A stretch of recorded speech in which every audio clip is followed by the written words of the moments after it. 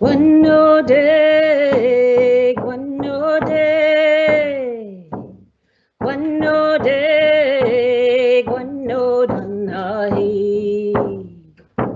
Guanalia, guanodanahi.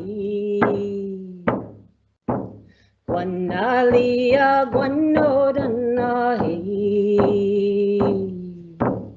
Guanalia, guanode. Guanalia, guanode. Guanalia, guanoda. Ego, igane. Ego, igana. Guanalia, guanodanahi. Guanalia, guanodanahi. Guanalia, guanode. Guanalia, guanode. Guanalia, guanoda. Deyoka, deyoka, deyoka, deyoka. Guanalia, guanodanahi. Guanalia, guanodanahi. Guanalia, guanode. Guanalia, guanode. Guanalia, guanoda.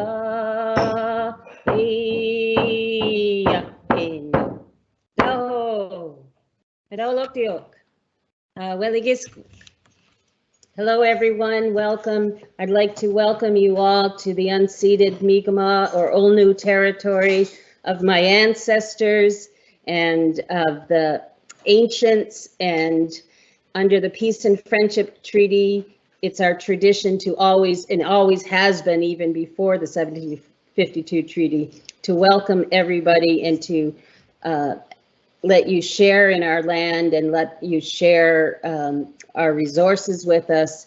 And as always, with the teachings of our ancestors, we ask that you speak from your heart, because when you speak from your heart, you're speaking the truth, and you're speaking it's the heartbeat of your mother or the Mother Earth that you're speaking from. So it's the truth, and especially today, we need to speak from the heart to discuss what we are going to do today. So I'd like to thank everybody, and I'd ask Vice Provost Patricia Doyle-Bedwell to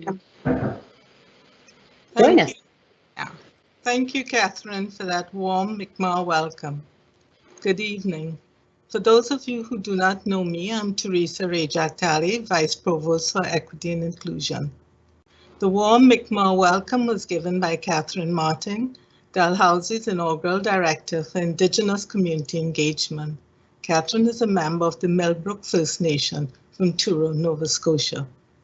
I would like to begin this evening's event by acknowledging that Dalhousie University sits on the ancestral, unceded, and unsurrendered territory of the Mi'kmaq Nation.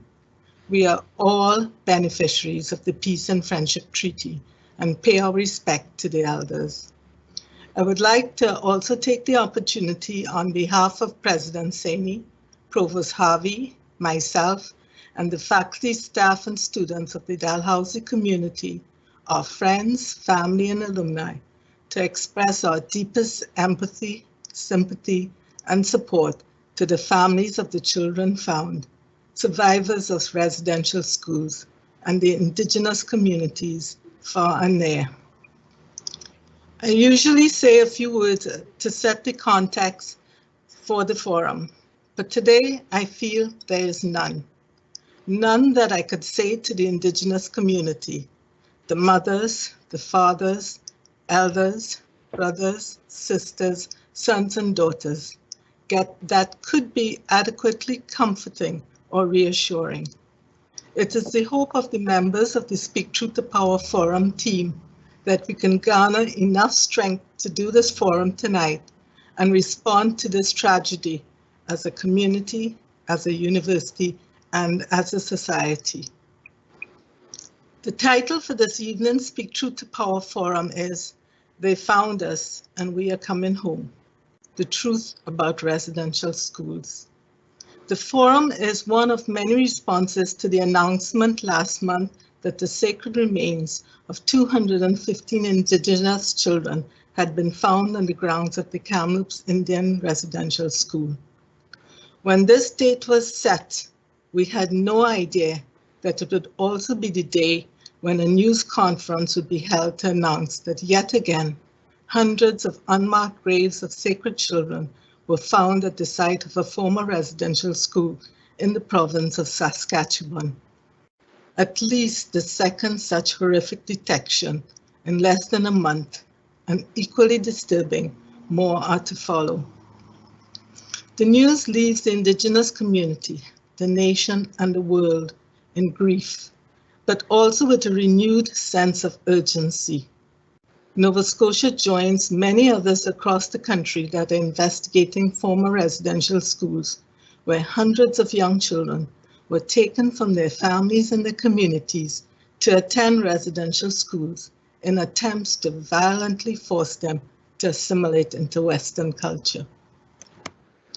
Why do we keep responding by saying shocking but not surprising, when for years many survivors and relatives of survivors have been telling us about the horrible and dehumanizing experiences at residential schools, including medical experimentations, malnourishment, harsh punishment, brutality, deaths, and unmarked graves of children.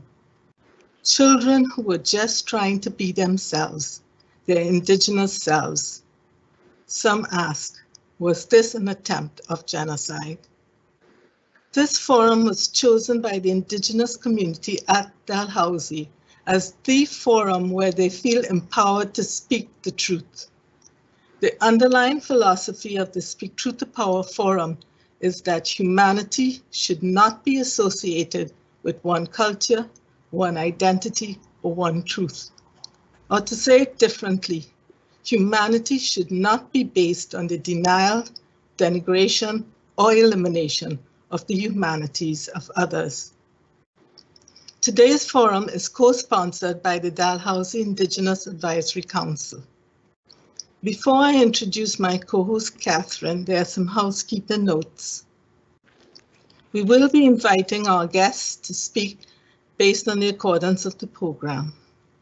Everyone's cameras and microphones have been turned off to ensure that only our guests are on the screen.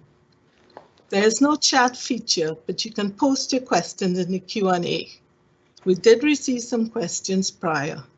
Because of time, we try to group the questions and may not be able to answer all. So thank you for your understanding in advance. This event is live streamed and recorded as an educational tool for future reference. For those who would like closed captioning, please press the CC button on your screen.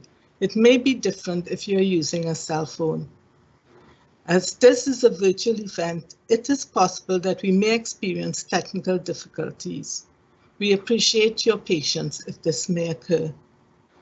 Lastly, I must warn the audience that some of you may find the forum's conversation painfully difficult and triggering.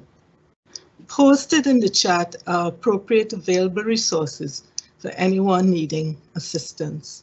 So now I would like to welcome Catherine back to the virtual forum so she could introduce our speakers and co-facilitate the conversation.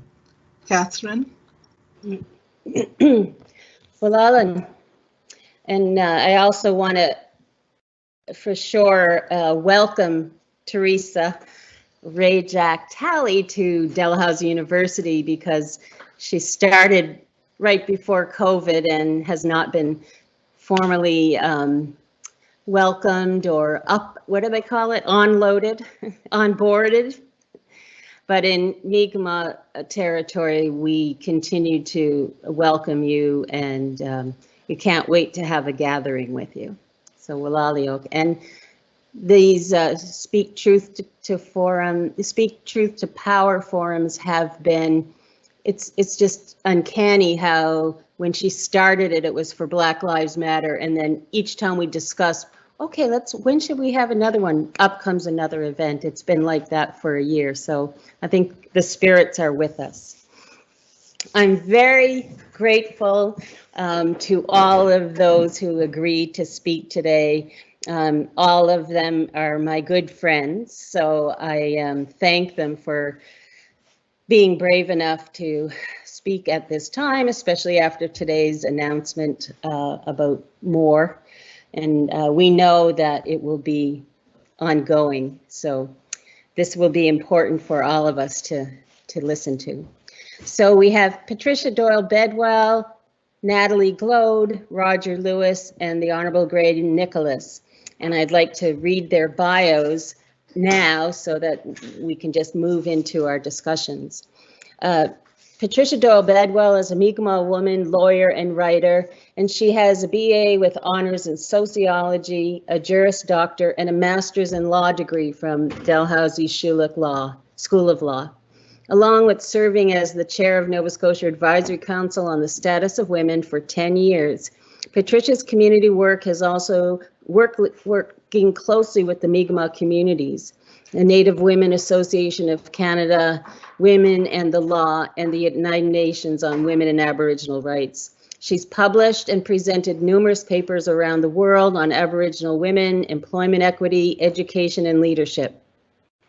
For her LLM thesis, Patricia focused on compensation for residential school victims. She was the first Mi'kmaq woman to teach at Dalhousie Law School and also went on to direct the Indigenous Black and Mi'kmaq initiative at the law school.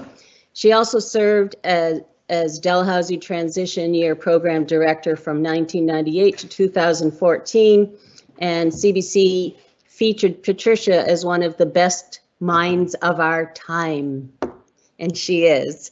And in 2012, she received the Diamond Jubilee Award. And I also want to mention that she's been here at Dalhousie for 25 years, and those that are close to her are looking forward to finally having a gathering. We've congratulated her, and I want to congratulate Patty for all the years that she's given to Dal. Natalie Gloade is from Millbrook, Mi'kmaq community near Truro.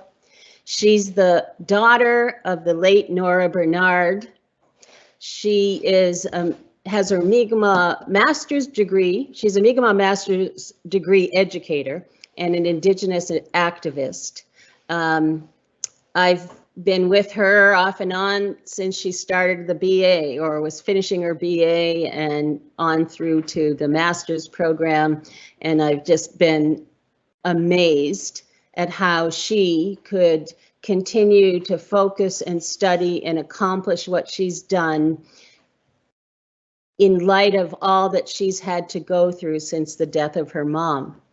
And she also has been a guiding force for many of us in trying to understand, the issues around missing and murdered Indigenous women, around the residential school survivor, and Nora was the Mi'kmaq woman who led the largest class action lawsuit in the country, and Natalie and her sisters and Nora's sisters worked side by side with Nora, helping her, supporting her, her friends from the residential school, people who believed in her worked side by side, supporting her when she had nothing to work with before anybody was speaking publicly out loud except for us about the residential schools. So we're we owe a great deal to Nora, and I felt that Natalie Gloade would be the best person, as well as her other sisters and brother, to talk about Nora, because the reason we're here today is what she believed in and she fought for, and Natalie will certainly show that to us. Roger Lewis, Mi'kmaq Cultural Heritage Curator of the Museum of Nova Scotia. Is it Natural Museum of Nova Scotia? Roger's a member of the Indian Brook Sipekne'katik Mi'kmaq First Nation community located near Shubenacadie, Nova Scotia. Formerly an RCMP officer, he is now the curator of ethnology at the Nova Scotia Museum of Natural History. There is the correct way. His research interests lie in Mi'kmaq knowledge practices tied to land and resources use. Roger works closely with Mi'kmaq communities throughout Nova Scotia to gather and record information about their cultural objects, and has special appreciation of the relationship between Mi'kmaq artisans and the living objects they create. He's a survivor of the Shubenacadie Residential School, where he's currently leading a search of the site along with archaeologist Jonathan Fowler on behalf of the Sipekne'katik First Nations, Sipekne'katik First Nation. And I've known Roger for a long time, and I know many people would share this. To have a visit or a chat with Roger is such a fulfilling opportunity, and he's always willing to share, and that he is the person alongside Jonathan Fowler doing this most sacred work is something that we all are so supportive of, that you are there. And I mean, you'll talk a little bit about that, I'm sure, but it's a sacred time, and it was meant to be. That was probably what you've been working on and working towards all your life, and now you know. The Honourable Graydon Nicholas, former Lieutenant Governor of New Brunswick and Chancellor of St. Thomas University. Graydon Nicholas is a lawyer, lecturer, judge, and Lieutenant Governor of New Brunswick, who is deeply dedicated to justice for Indigenous peoples. Of Willistok descent and born and raised on the Tobique Indian Reserve, Nicholas was the first Aboriginal person to obtain a law degree in Atlantic Canada, the first Aboriginal judge in New Brunswick, and the first Aboriginal person to be named Lieutenant Governor in the province, 2009 to 2014. He has a Bachelor of Science from St. Francis Xavier University, a law degree from the University of New Brunswick, and master's degree in social work from Wilfrid Laurier University. He was appointed chair of St. Thomas University's Native Studies program, where he also lectured part-time. Nicholas is an active participant in Aboriginal Christian life and has lectured at the Vancouver School of Theology and the Native Ministries Consortium program. He's received numerous awards for his long-standing contributions to community service, including the Fredericton YMCA Peace Medallion, the New Brunswick Human Rights Award, the Canada 125 Medal, and the Queen's Golden Jubilee Medal. He's also received honorary law degrees from St. Francis Xavier University, Sir Wilfrid Laurier University, and he is a member of the Order of New Brunswick and the Order of Canada.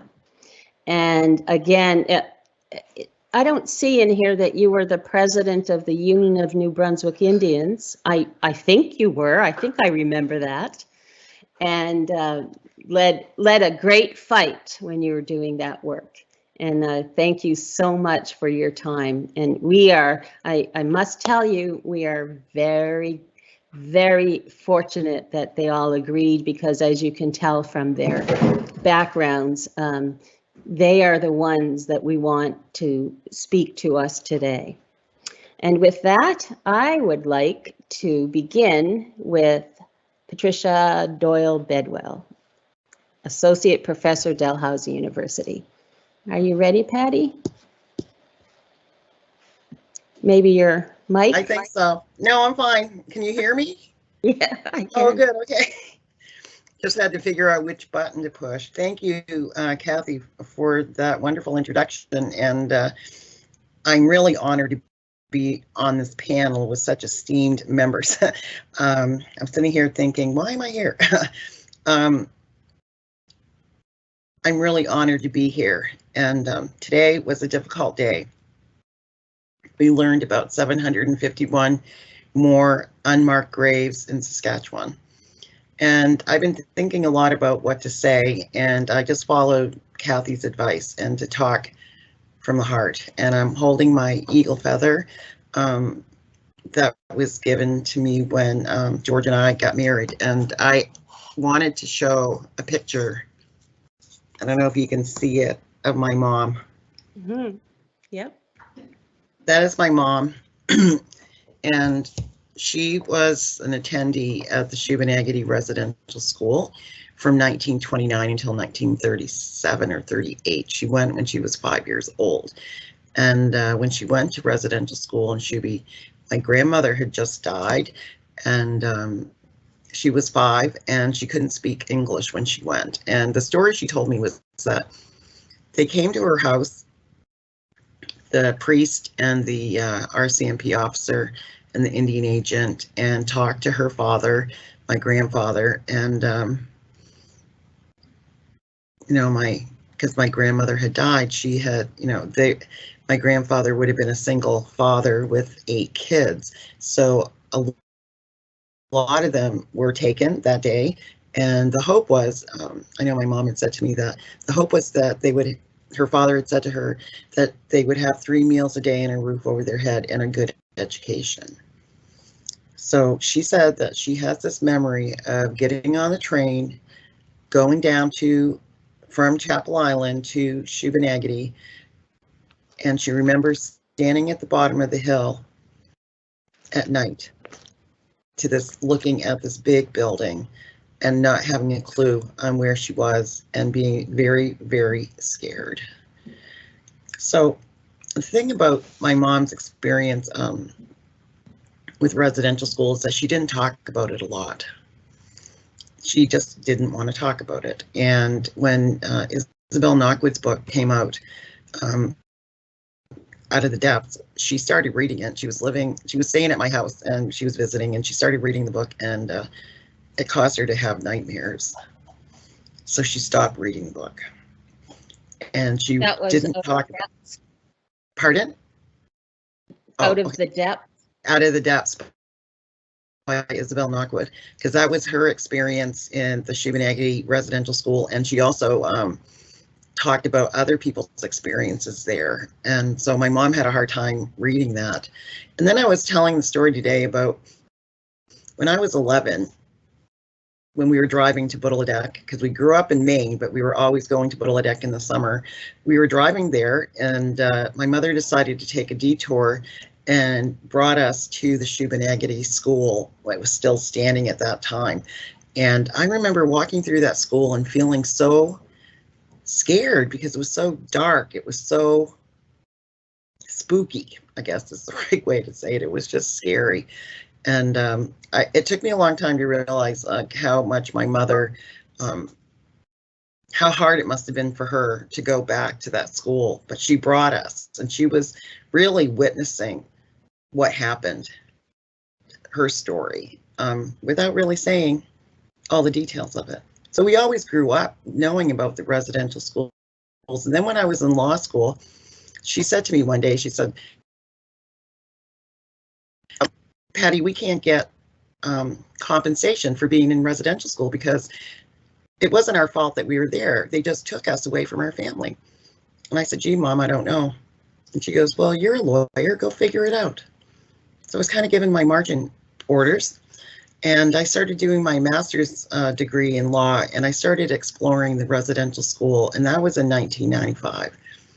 And I found out a lot of things that I had no idea about, how structured the school was, how the federal government under the Indian Act took responsibility for the schools, worked with the churches to create the schools.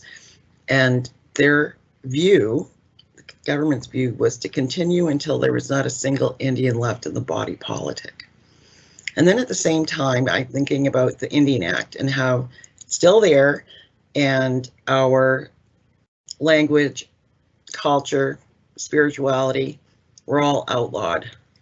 And certainly when the children went to the residential schools, they weren't allowed to speak their own language. They weren't allowed to practice their traditions. And in many cases, the nuns, who were so abusive to many of the kids, basically told the kids that their parents were heathen, pagan savages who were going to go to hell. And so I know that one of the things about my mom that I wanted to say is that she grew up Catholic, and she maintained her Catholic faith even after her experiences, her 10 or 11 years of experience in residential school. And she would say, she told my husband, actually, she didn't tell me, but she told my husband, Shubi wasn't strong enough to take my faith away from me. And I think about that, and I think about her resilience and her courage. Being a single mom herself, when my father died, she was very determined. And she kept telling me all the time, you've got to get an education, you've got to get an education. And she really pushed us to do that, despite her own experiences. So when I was doing my LLM and I was looking into residential schools, one of the things that I found is that there were a lot of people who didn't know very much about the residential schools at the time and didn't really understand why I was doing this research, and thought that I just had personal issues to work out. And I was told that by some of the people that were at the law school, well, you've got personal issues, you're probably going to work it out through doing this thesis. And I said, no, this is genocide. And they say, no, it's not genocide. They were really nice people. They were kind. They were doing everything possible for the good of the Mi'kmaq kids.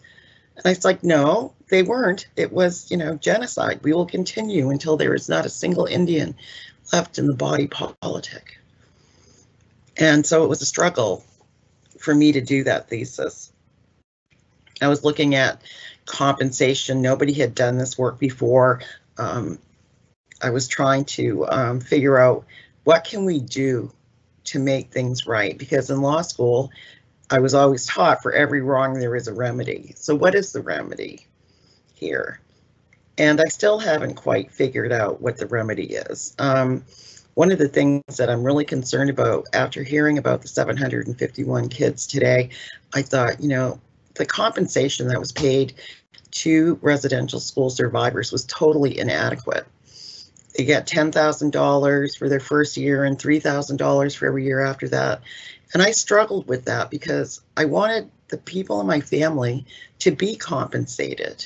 But I was also very upset about the lack of the lowly amount of money that, it was like our lives didn't matter. And I felt very sad about that.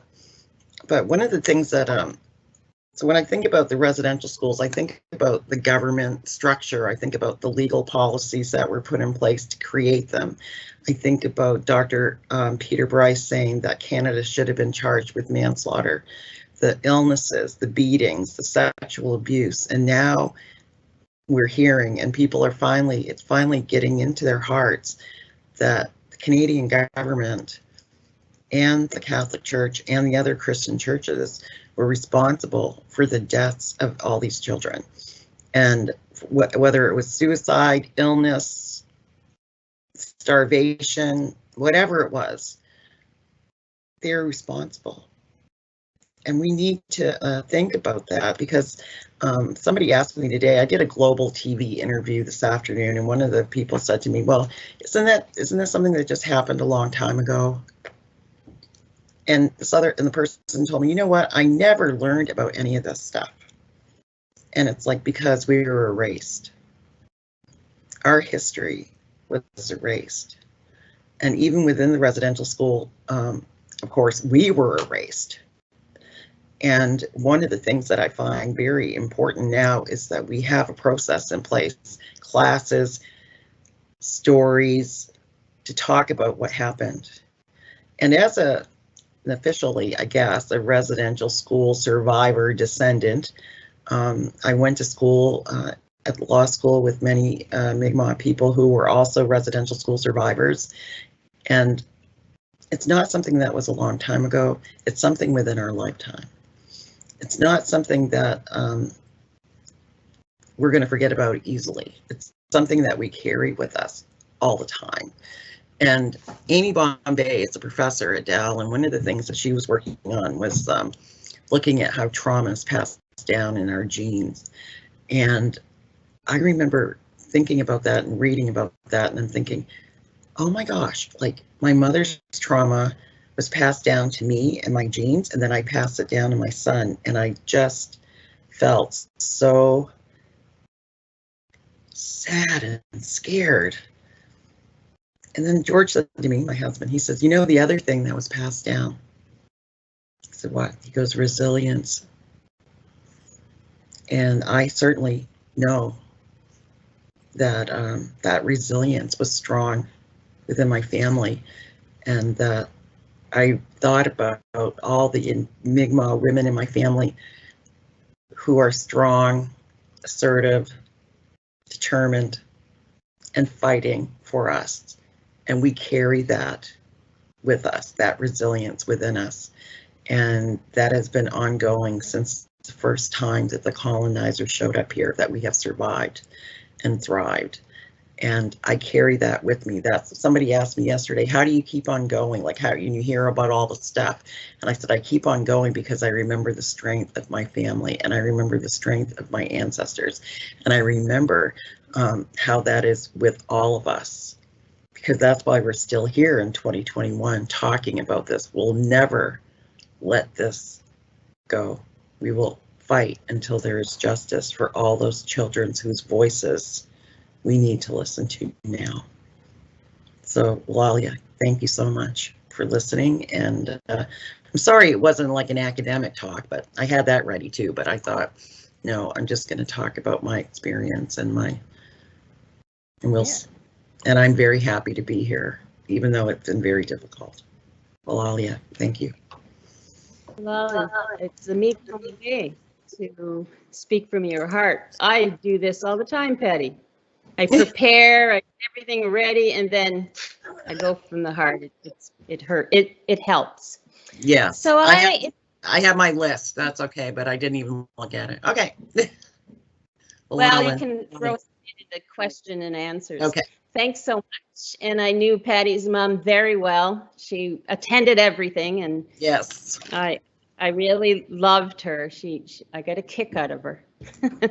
And so this next section is going to be about Natalie Gloade and her talk about her mom. And I must apologize because I recorded it and I just haven't been able to find a way to upload it. So we're going to hear her. We might not see much of her, but we're going to hear her, and then she's going to come in later on, maybe with for the Q&A. So now we'll start with Natalie. I am one of the older daughters of the late Nora Bernard, the Native activist who won the largest class action suit in Canadian history. I'm from Millbrook First Nations. I am a mother, a grandmother, and I just want to say that Nora Bernard was a former residential school survivor. She, the Shubenacadie Indian Residential School, she's the one that spearheaded it, the largest class action suit in Canadian history, like I said.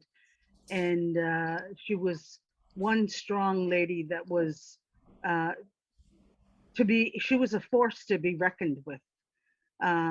Whatever she said, she did, and whatever she did, she meant. She always had a reason why she was doing what she did.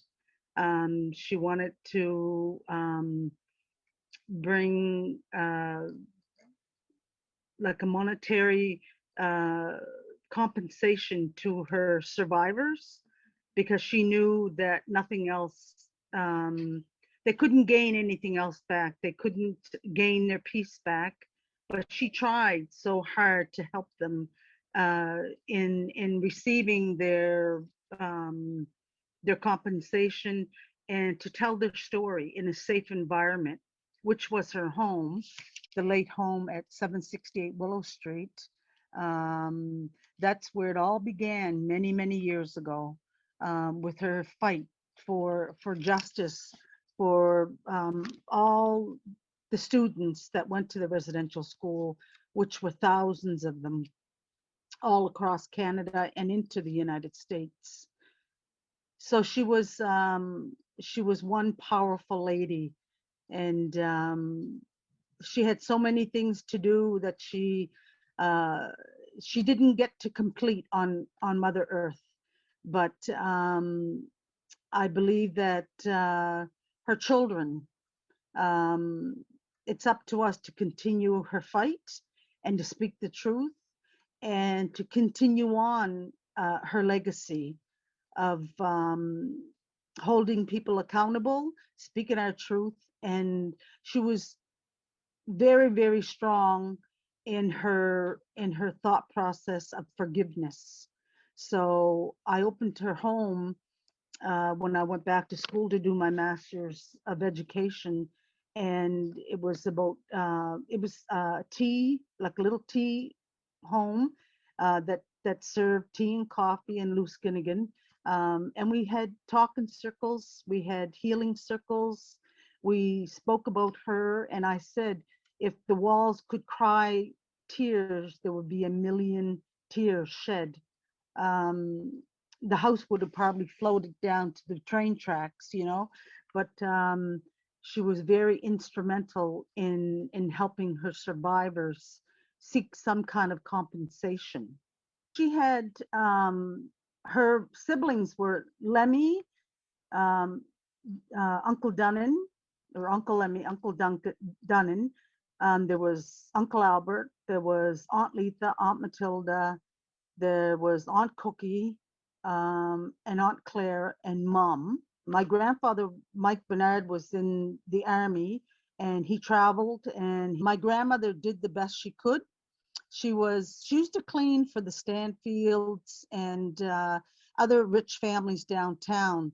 And the Indian agent came to her home and threatened her and told her that they were taking the children when they became of legal age. I believe it was 5, that they were taking them to the residential school, and she was threatened to have no money, and that they were going to take them anyway. So she was forced, her hand was forced, that she had to take them there.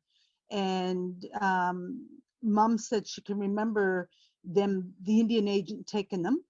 And then when my Aunt Cookie, who just passed away recently, Linda Maloney, Uncle Raymond, that was my mom's mother's brother, had taken them in the old raggedy truck to the residential school, hoping that it would be easier for Aunt Cookie.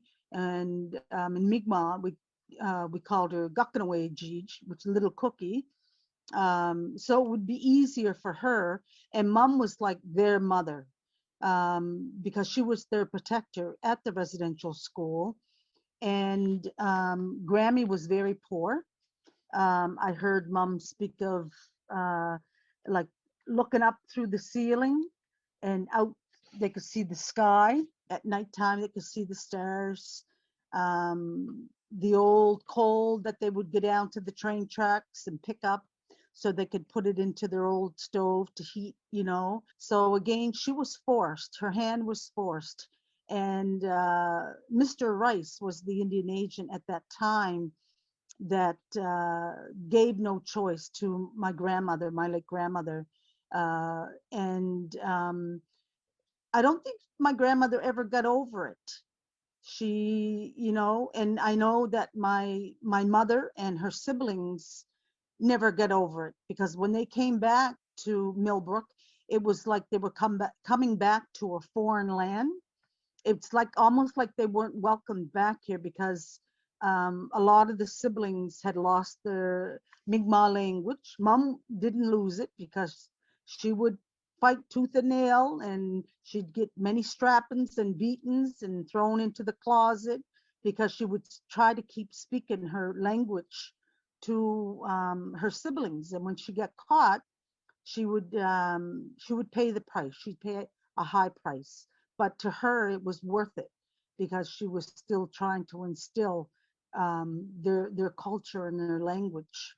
And she said, like, you know, always remember, Mama said, keep talking our language, you know, and that's indeed what she did. She was a little fighter. She was, you know, she kept at it. So she was a powerful lady, and she didn't even know it. My mother entered into the Shubenacadie Indian Residential School at 9 years old. She just was turning 10. That's when they finally got a hold of Grammy and told her that these kids are going. And at the time, Mom was their protector. And my Aunt Letha Shoppy Bernard, she said, you know what they used to call me? And I said, no, what did they call you? She said, they called me the wimp. She said, because everybody was always beating me up. She said, Nora was always sticking up for me. She said, or Matilda, she said, and Cookie was so little, she said, and Aunt Cookie was 5 years old when she was taken to the residential school. And she said she can remember walking up the cement steps in the front and these two big doors that they had to go in. And as they went in, the nuns were there. And Mom used to say they were just like bats. She said they had their long black dresses on and their little white and black little habits or whatever. And she said they were so nice. She said, but I had already been there before Aunt Cookie was there, she said, and I knew that it was false, that they were putting on a show for Mom to let her think that we were being treated so well. And she said, and the nuns, when they went in, of course, they had their long, beautiful black curly hair, and it was always cut off. And they washed them down with lye soap. Can you imagine having lye soap on your body? It would just burn your skin. They would cut their hair off. They would throw their clothes out and make them wear their uniforms.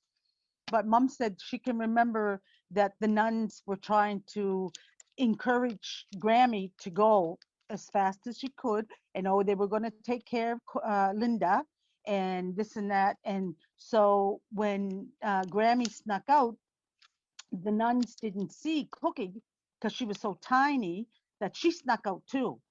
And because she looked around and she couldn't find Grammy. And so she went looking, and she went outside, and so Uncle, tight it just, she said, it would pull my face and cheeks right up, she said. But she said my braids never fell out, she said, so Mom was the one that was the protector for all. She snuck into the little girls' dormitory, and she would hold Cookie's hand, and there was no chairs or anything next to their beds. So Mom would sit on the floor because she could kind of hide, and she'd hold on Cookie's hand under the sheet, and Aunt Cookie knew she was there, and she would fall asleep. So then Mom could kind of sneak out and go back to her own bed. So the same thing happened with her younger brother Albert, and it was a definite, you were forbidden to go into the little boy's dormitory, but she knew her baby brother was in there, and he was just as scared, and she'd end up holding his hand, and she said she felt like she was the night watchwoman, like watchman, because she had to go around and check. And Letha was very shy and timid, and so Mom had to be checking on her as well. And she'd check in with Aunt Matilda, and Aunt Matilda was a little bit more tougher, so Mom was always checking on her siblings to make sure that they were okay. And one time something had happened, and Aunt Cookie, the nun, was very rough with her and was slapping her, and they were coming up the set of steps, and Mom was up on the top step, and they were down at the second step, and Mom seen this, and Mom told her to get her hands off of Cookie, and they only knew her, like I said, as Linda, and the nun didn't. So Mom jumped from that balcony down, and she tackled that nun, and she ripped her habit off her, and then she ended up having to go into this, it was like a little closet, and 2 days they put her there, no food, no water. But Mom said I would do it again, because she said I got a good few punches in at her because of what she did to my baby sister. And you know, and everybody was kind of looking out for each other. So, you know, and it pained her very much to know that her younger brother, Albert, Uncle Albert, he was abused. They were all abused in the residential school. And whether it be mental, verbal, physical, sexually, emotionally, spiritually, culturally. So Albert had he had a bedwetting problem, and he would wet himself. So what the nuns would do is strip him off and take the sheet that was full of his urine and put it over his head and wrap it around and make him prayed in the refectory, like, or into the lunchroom. And the nuns would encourage the other kids to make fun of him and call him names and tease him about being a bedwetter, like, you know, pissy pants and things like that. And Mom said she couldn't take it no more, you know. And another argument and fight broke out because of what the nuns were doing to him as well. And you know, there was so many hurts and so much trauma that took place there.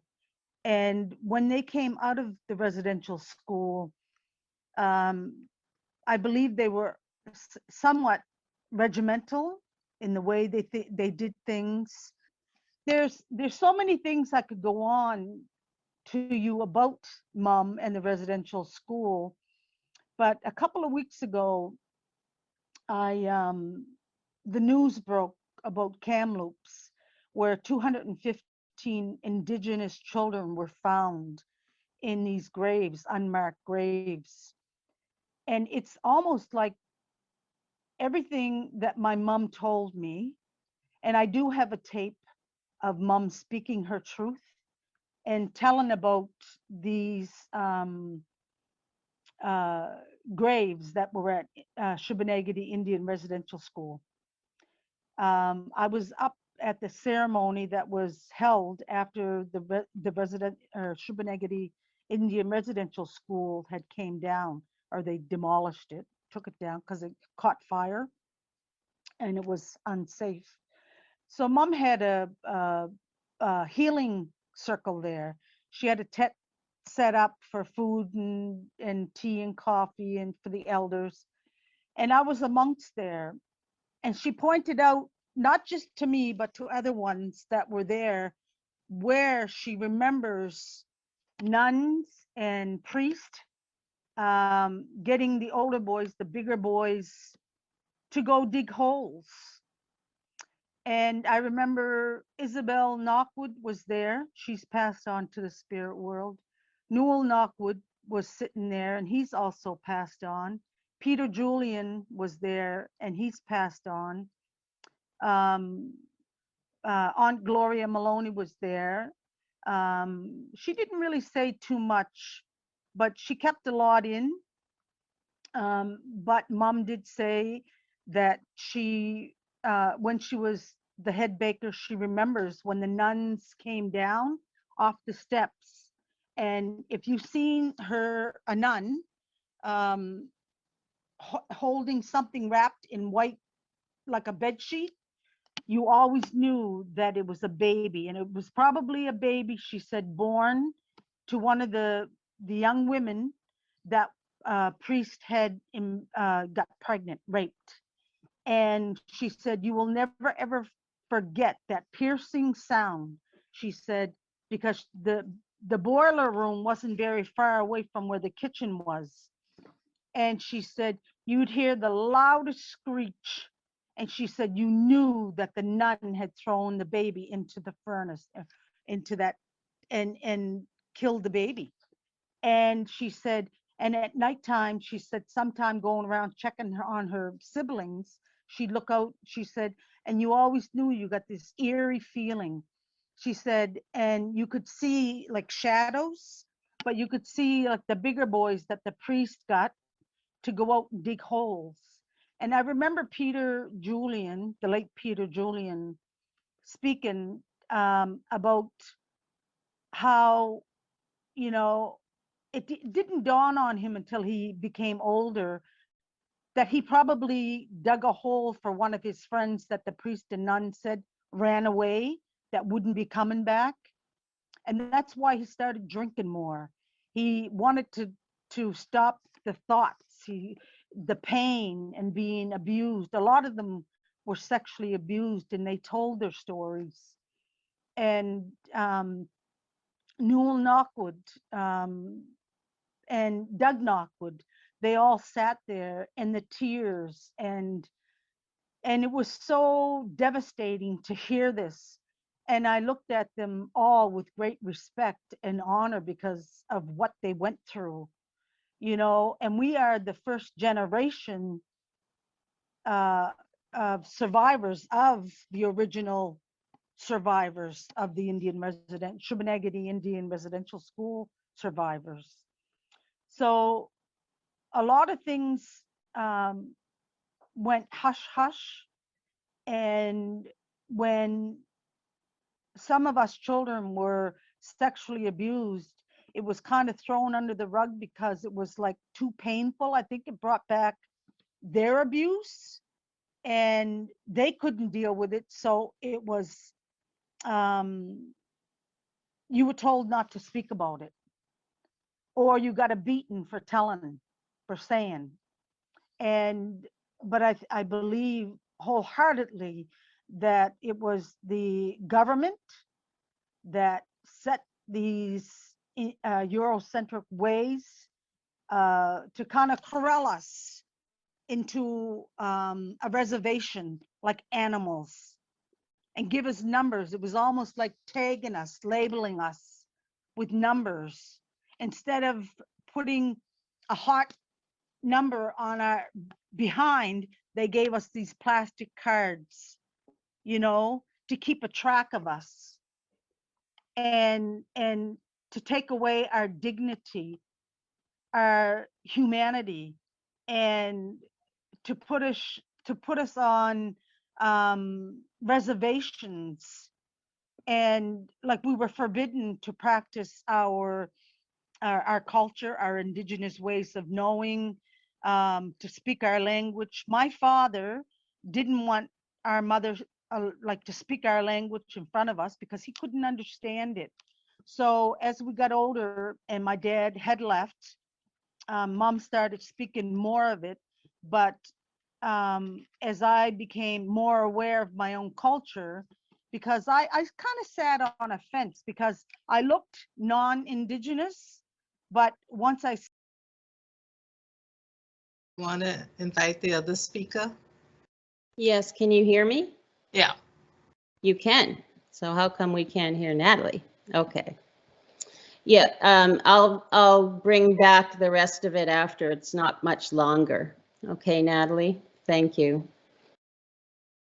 I'd love to now introduce you to Roger Lewis. We talked about him earlier, that he's been spending the last few weeks at the Shubenacadie Residential School site, and he's going to share some of his own personal experience at the res school and others.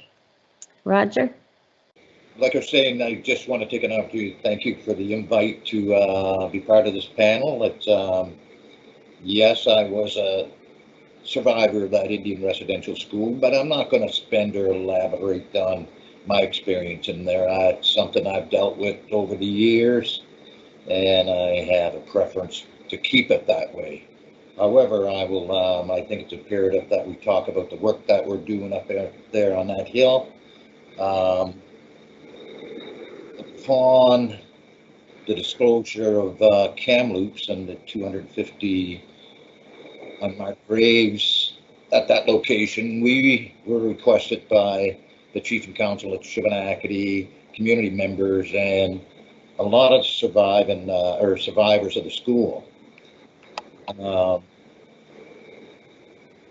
to attend to that site and to proof it archaeologically and through ground penetrating radar, through magnetics, through drone coverage, etc. And I think it's important that people understand in some of the cases across Canada, they're dealing with a defined space. At Shubenacadie, we're dealing with a landscape, and we're dealing with approximately 157 acres of land. So you can imagine kind of the enormity of that challenge. And I was talking to some people today, and they were asking me, where's that school? We don't see it. And I said, well, it's not there anymore. It disappeared in about, I guess, 1982. It burned and collapsed. But I was telling people, when you're driving the 100 series highway, the 102 northbound on your way to Brookfield Truro, when you get into Shubenacadie at exit 13, which is the exit you take to the Maitland, Knoll Shore, and those places. If you bypass exit 13, what do you see in the field? What's the most prominent feature sitting in that field that's the best photographed tree in the province? Everybody says, yes, yes, yes. I know where that tree is. I said, well, that's some of the landscape that we're looking at. It's enormous. And so, like I say, Jonathan Fowler, Dr. John Fowler, and myself have been requested to attend to that school and do things. It's a very technical project. It's a well thought out methodology that, like I say, involves EM38 magnetics, ground penetrating radar, all those kind of technical things. But I want to add that Jonathan was at that site for approximately 20 years prior to this request, and I was at that site for about 14. What took us to Shubenacadie and that residential school site and the Snides farm, etc., was the fact that we spent years looking for the mission site. And the Shubenacadie River itself is, when you consider the history of the province of Nova Scotia, much of the history that we read today in history books took place along that Shubenacadie River. You have a pre-contact Mi'kmaq presence there, 6,000 years, stretching from the mouth to Dartmouth. So in that sense, the archaeological or the Shubenacadie River becomes the archaeological site. You have an early French period there, you have that British period, you have that period of conflict between the two nations. You have 1821, the relocation of the community from the river to present-day Indian Brook at Sipekne'katik, and you have that formal years of petitions by the mainland Grand Council, Grand Chief Benoit Paul, and his captains. You have, of course, Confederation. You have the Indian Act period. You have the late 1890s. You see the demise of some of the social structures, political structures that were in place for thousands of years. Then you see early efforts of centralization in the 1900s, and of course the demise of Grand Council. Early efforts at centralization. You see, of course, the residential school being constructed on that site in 1929. Then you go into the 30s and the 40s with centralization. The amendment to the Indian Act with the late John Knockwood, or Stephen Knockwood being the representative from the Atlantic region to respond to some of the demands that were required for the amendment to that Indian Act in 1957. So a whole lot of history unfolded in that, along that river system. And it's one of the few places in the province that that you would see that kind of continuity of history over a long period of time. So that kind of triggered the request for Jonathan and I to be there. The first thing we had to do at that site was familiarize ourselves with the landscape, because that's what we're dealing with.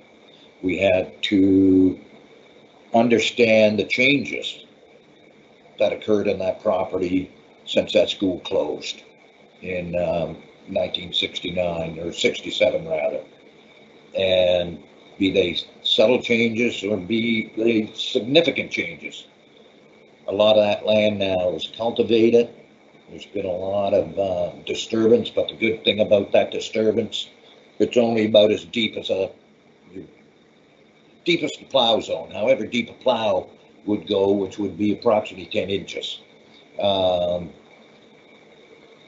At that site, we had to look at a tremendous amount of archival evidence, not only to understand the Mi'kmaq pre-contact presence there, but understand the historical Mi'kmaq presence there. We had to understand settler population, their presence there, where buildings would have been placed over that landscape. So we had to know it really intimately.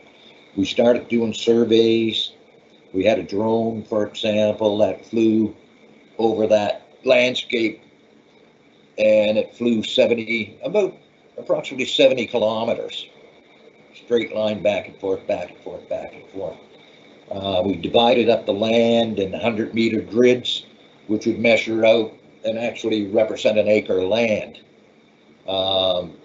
We further broke that down into meter that ran east, west, north, south, further divided up 25 meter, 50 meters, 75 meters. So we're getting good coverage on that, on the land.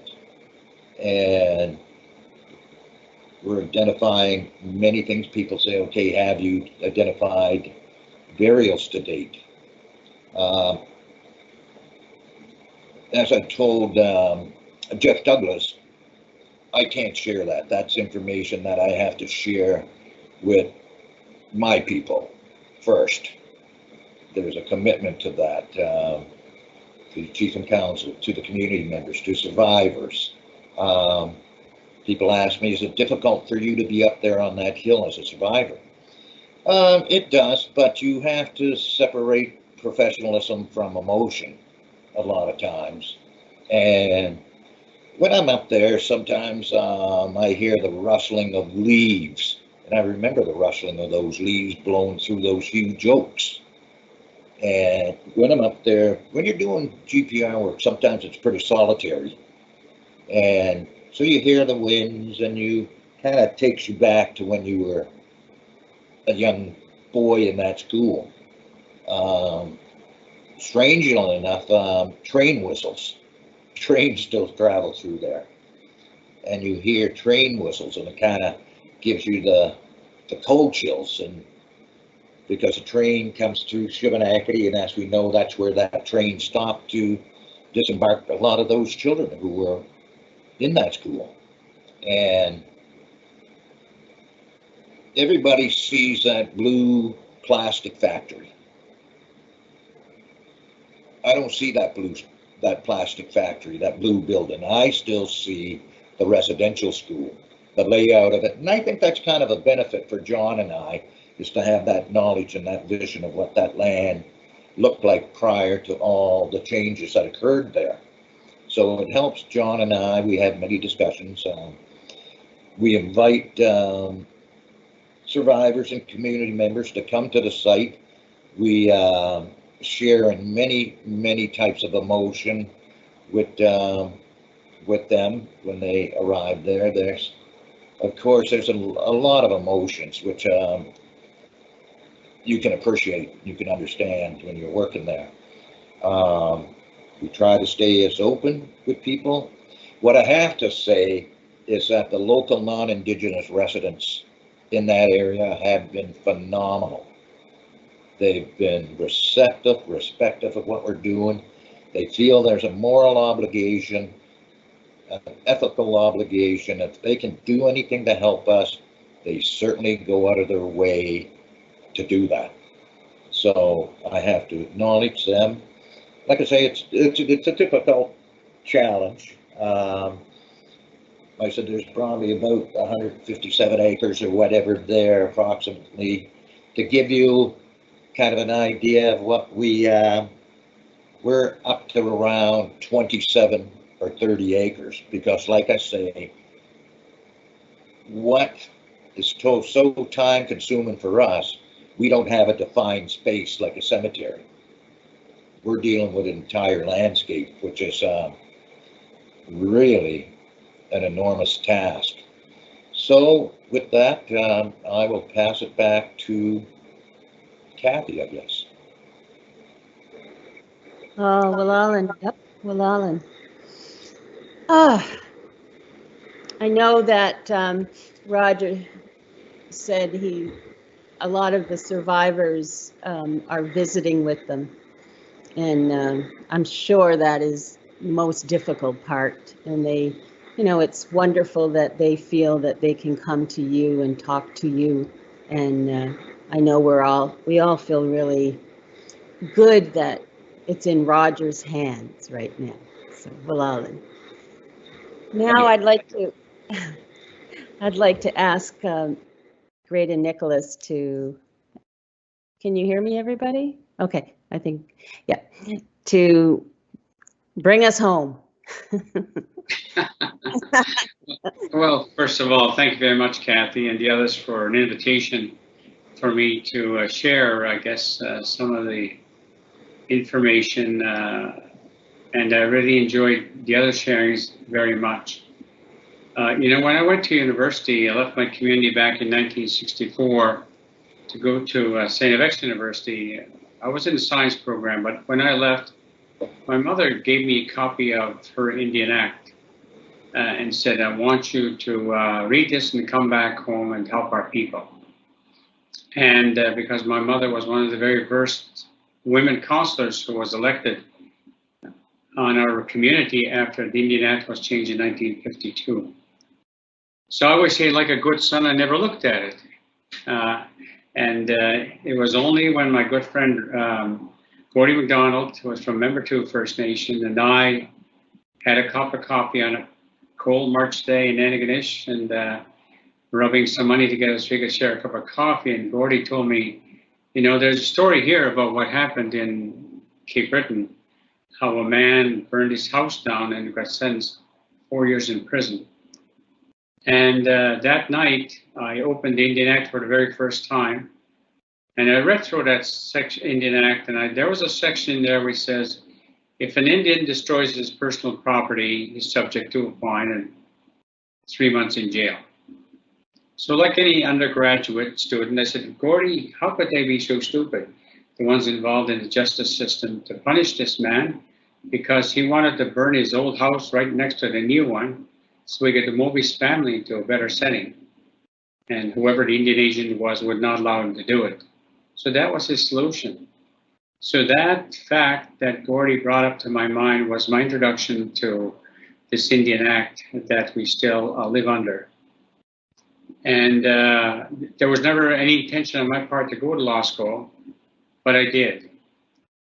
And in the summer of 1969, after I finished first year law, I and several other law students were gathered in Toronto to do research. The book that eventually came out of that was Native Rights in Canada. I was assigned 3 areas. Number 1 was the treaties within the Maritimes, land claim situations, and because probably I was only the Catholic student, they said, okay, we want you to examine the relationship between the Spaniards and the Indigenous people in Central America. So I did all three, what availability we had of treaties and the cases that were there. But I was shocked when I learned how the Spaniards who were there, supposed to be evangelizers for those people, and they brutalized them, they killed them, they persecuted them, they raped the women, they fathered children and ignored them, and they deprived them of their humanity and stole their rights away from them. You know, I'm a Catholic, and I was a Catholic back then, and I could not believe what I read, because I never studied history, that area before, but I was shocked. And however, in doing that research, I discovered that there were actually some voices in the wilderness. One was this Dominican priest in 1510, 1511. He, in his preaching to the military and other people who were all Spanish in a small church, said, "You are committing a mortal sin because you are killing these people. You are depraving them of their humanity. By what right do you have that? Because that is not the teaching of Jesus Christ, who is supposed to be a man of peace." Well, needless to say, that preacher didn't stay around that area too long. The Spaniards took him out of there and sent him back to Spain. But in that audience was a man by the name of Bartholomew de las Casas. Las Casas' father was a merchant in Spain, and he sent his son to the New World. Okay, give me a monopoly of whatever goods are there, so I can be stronger and more powerful and richer in Spain. But when Las Casas heard that sermon, it changed his life completely around. So he decided to become a Dominican priest, and later on he was made a bishop. And he began to speak against the punishment and the treatment of indigenous peoples in this area. When he could only go so far because the authorities certainly did not want to listen to him, because it would undermine the whole thing of what Spain was there for, to reap the benefits of the lands. But he had a friend in Spain, a theologian by the name of Francesco de Vitoria, who was teaching at the University of Salamanca. And he contacted him. Salamanca was asked to give advice to Vitoria was asked to give advice to the King of Spain, and he told him that you have to treat these indigenous people as human beings and having land rights. You have no right to do what you're doing there. And he based his thesis on the Old Testament of the Bible. So that's not the advice that the king wanted, and he didn't accept it. We're talking about 1534 then. But, you know, Vitoria he traveled to Rome a number of times to meet with the Pope of the day, Paul III, and convinced Pope Paul III in 1537 to issue a church document which recognized indigenous rights, as human beings, and also their land rights. And he told the King of Spain and Portugal, because they were Catholic countries, you have no right to do that. Well, both of those countries did not like what the Pope said either. And so they forbid anybody to go into the New World to say that. So I could not believe what was happening, but I also was grateful that there were these champion voices for our ancestors way back, and that there had been a church document which recognized our humanity as well, and we didn't have to be necessarily believers of Jesus Christ. This was amazing about that document. So since 1969, I've been advocating very strongly about the rights of our people in the Atlantic and around the world, I guess, wherever there's indigenous people who encounter the colonizing forces. In 1984, when Pope John Paul II came to Canada, he did what I consider three very important statements. One was for indigenous people, the Mi'kmaq, Wolastoqiyik, and the other tribes that gathered in St. Anne de Beaupré. He said, I know that your grandmother, St. Anne, I know the importance of grandmothers in your culture, and I'm glad you come here at St. Anne de Beaupré to pray for devotions. When he was in Midland, Ontario, at the Shriners Hospital, at the Shriners Shrine, which was an area that the Jesuits would have, he was encountered the Huron, Pope John Paul II agreed to be smudged. And he was the very first Pope ever to believe in that. You know, smudging, believing the teachings that would go into smudging with the use of the eagle feathers, something like this. Again, I was, wow, that's something for him to do. And then when he spoke in Yellowknife at the airport because he couldn't land in Fort Simpson, he told the people, you know, I am here to uphold what my predecessor Paul III said in 1537 and confirmed that you are human beings and that you have land rights. And I uphold that teaching of the church. I nearly jumped out of my seat when I heard that and said, wow, can you imagine somebody saying that, what I had just learned in 1969? But you know, that has felt on deaf ears among our Catholic hierarchy and other Christian faiths in our country. That to me would have been the beginning in Canada if the church leaders listened to what the Pope said and watched how he got smashed. In other words, he accepted our Indigenous spirituality.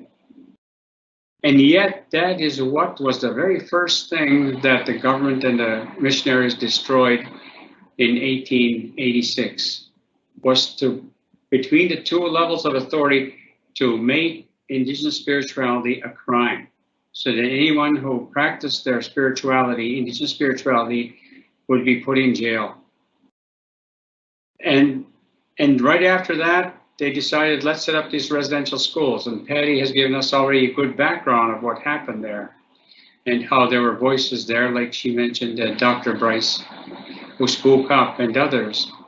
But even when Dr. Bryce spoke up in 1907, he was not allowed to make his views public by Duncan Campbell Scott of the Indian Affairs.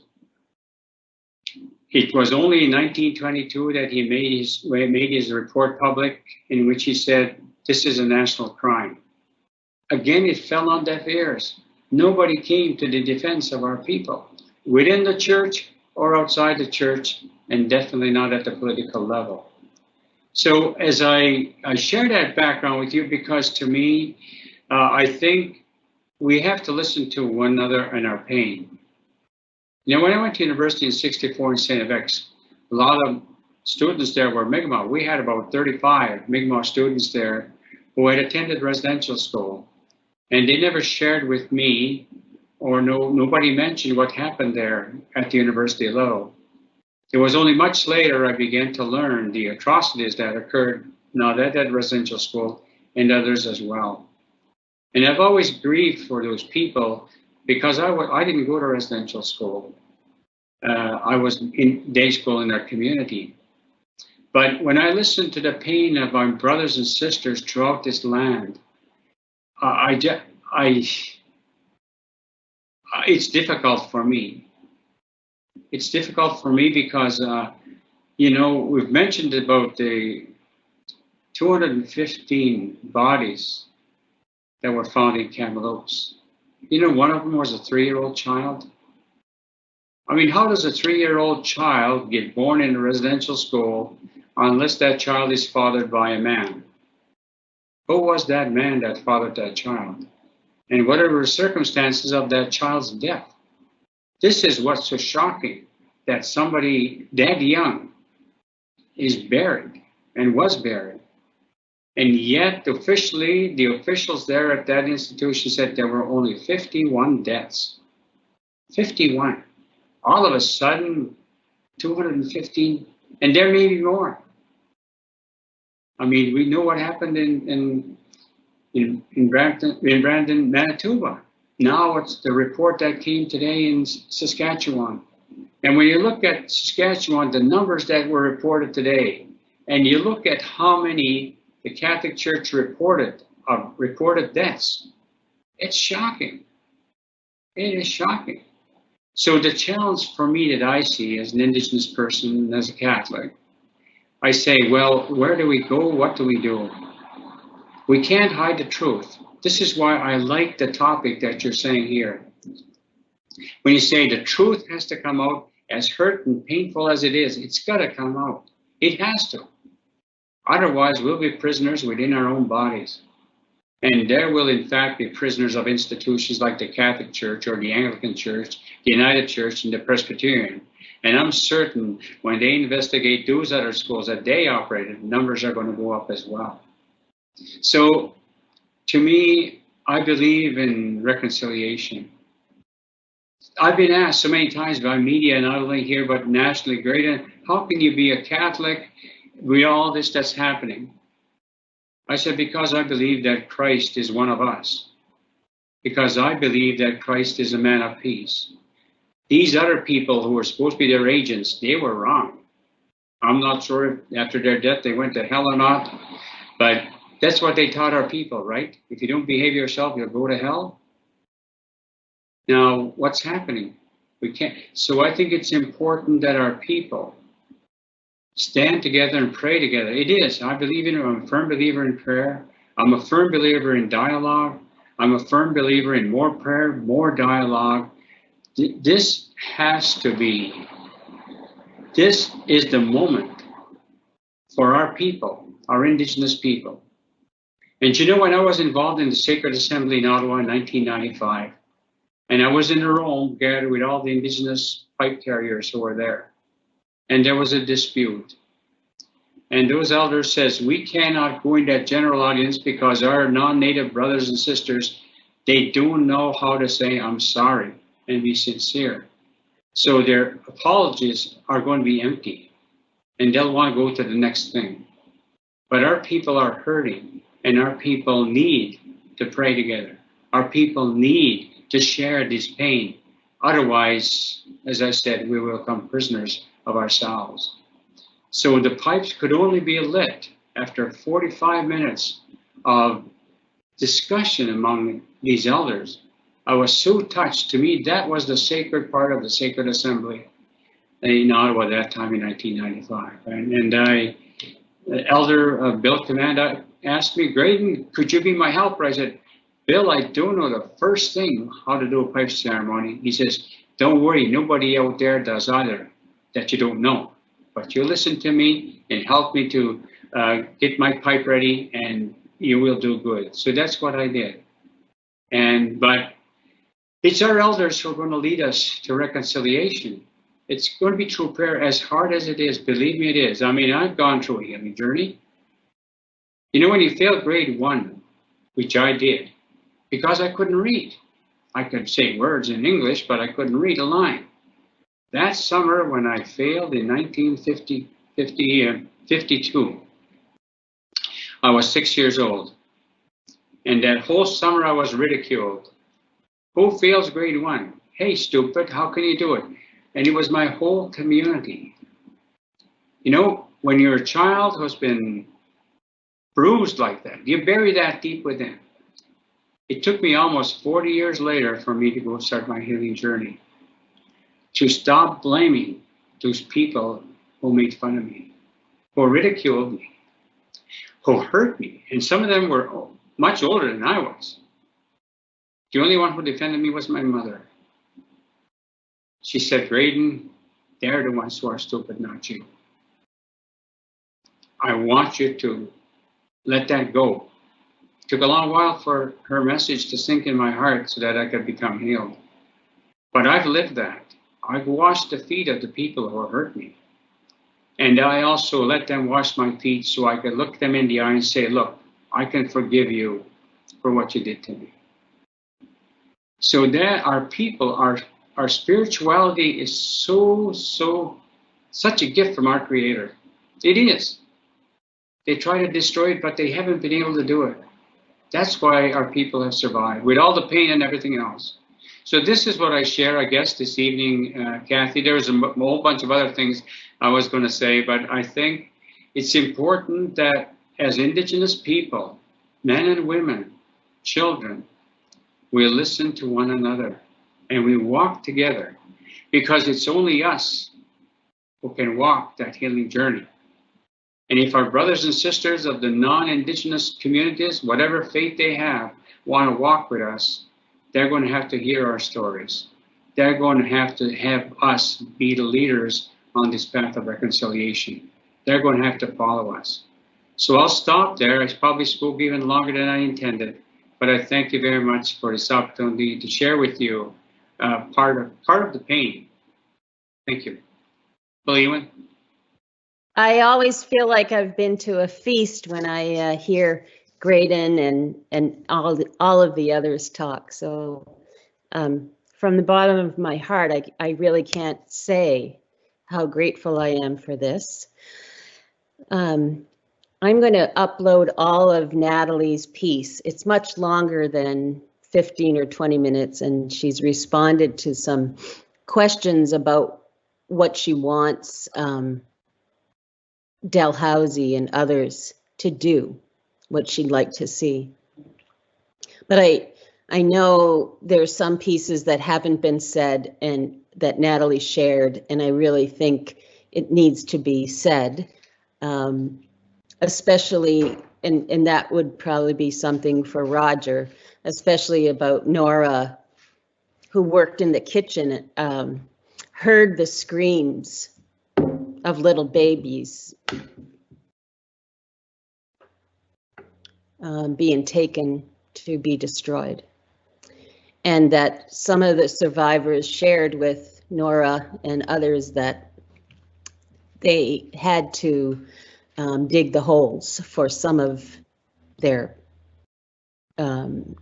classmates, their family members. And that she would see often, because she was working from the kitchen, nuns carrying white sheets, bundles of white sheets at night, in the late night. So it's really traumatic for all of us, because I'm Sipekne'katik, because we are all related, and we are all related to all human beings, not just the Mi'kmaq and the Wolastoq. We are related, and we need a united front to work on this, and just open the doors and let us do what we have to do, instead of applying for a grant or whatever that you get 2 years later. Anyway, I'm going to leave the rest of this part, the Q&A, to my great colleague and a great inspiration to me. She's actually from Trinidad, but you know, she's been working in the academia for a while and spends a lot of time with doing work for impoverished women around the world. So she's a good one to be with us, and I'd like to ask Teresa to take it away. Take it home. Thank you, Kathy. We have a few questions in the Q&A, and I'll remind people to post their questions there, but we had some questions that were submitted to us before. During the whole virtual forum, and Dalhousie issued an institutional statement today, and I've been receiving a lot of responses to the email and also in the Q&A, where people, of course, are horrified and so on, and they would like to know, is there anything that they can do to assist the individuals who are going through, and the communities who are going through this pain, as well as the community overall? What can we do as faculty, staff, students, as an institution, and just as a public person? I'd like to throw that question open. Roger, do you want to take a shot at it?